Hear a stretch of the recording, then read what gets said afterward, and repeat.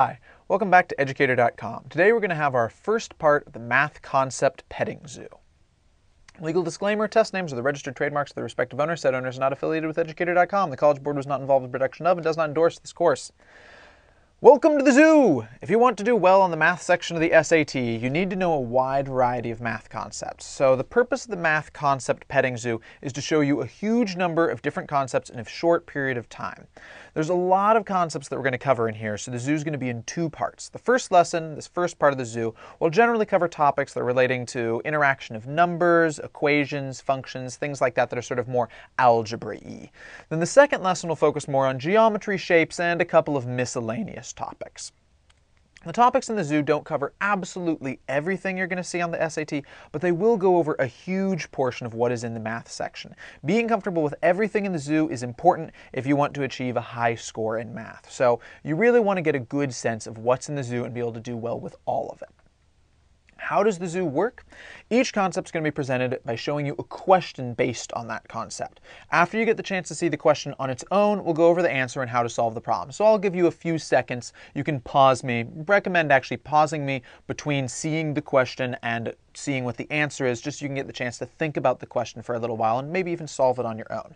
However, the concepts in the zoo are not going to be deeply explained here. So I will answer it, and I will often explain some of the reasoning behind the answer and why it comes to be, but I'm not going to be deeply teaching these concepts. So there's going to be some learning here, some learning about the concepts, but mainly this is the chance to be exposed to a bunch of them, maybe get a little bit of a reminder, but if you have real difficulty with the concept, you're going to want to go out and study it more on your own. Also, I want you to note that the difficulty of the problems in the zoo, each of the problems in the zoo is going to be some difficulty, but that's not necessarily going to be the difficulty of any similar problem you'd see on the SAT. Now, that doesn't mean that all of these are easier or they're all harder, but questions on the SAT span a wide range of difficulty, really hard to really easy. So if you see something in the zoo and you understand in the zoo, that's great, but you still might want to practice it a bit more because you might see even harder ones on the SAT. But understanding in the zoo, that you need to have under your belt before you're even going to be able to get to a more advanced level with each of these concepts. What you need to do is you want to explore the zoo with a pencil and paper in front of you. So I want to make sure, pause me right now if you don't already have something in front of you. Go out, get a notebook, get some sort of pen or pencil that you can write with. Have paper in front of you, have something you can write with.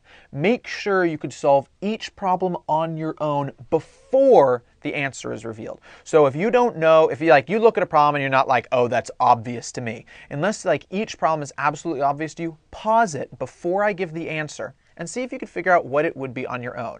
Doing that will maybe go, oh yeah, no, I do remember this subject. It's going to be fine. You'll see the answer. You'll be like, yep, I understand it. And you can move on. Or you'll work on it, you go, oh, I don't really quite understand this. You'll see the answer, be like, oh yeah, I would have. I need to work on this a little bit. Or maybe you'll go, wow, I have no idea what to do here. And then you'll really know how hard that concept is for you. So pause the video when you see a question, try working it out on your own. Make sure you have some idea of how comfortable you are with each one of these.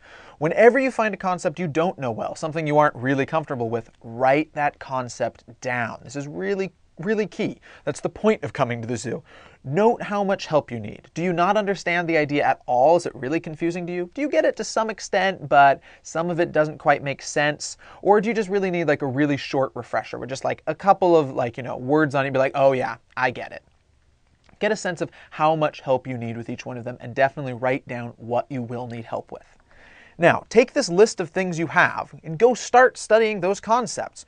The concepts that you have written down, that's what you need to practice to do great on the Math SAT section.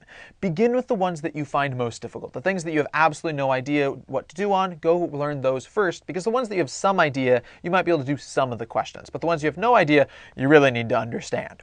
So go out, watch the corresponding SAT math-specific lessons. Go watch those subject-specific lessons on the ones that you don't understand, the concepts you don't fully understand. And if you still need more help, go out and browse the rest of Educator.com. There's a huge resource here of math lessons, and you'll be able to learn all sorts of things. If you still want more information, go search the web or talk to someone who's good at math. Maybe you've got a family friend, just a buddy, or a teacher who you feel comfortable going and talking to and asking like, hey, could you give me 10 minutes of help and explain to me how polynomials work, or explain to me a better idea of how square roots work.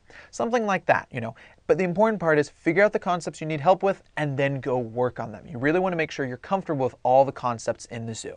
All right, let's go visit some animals.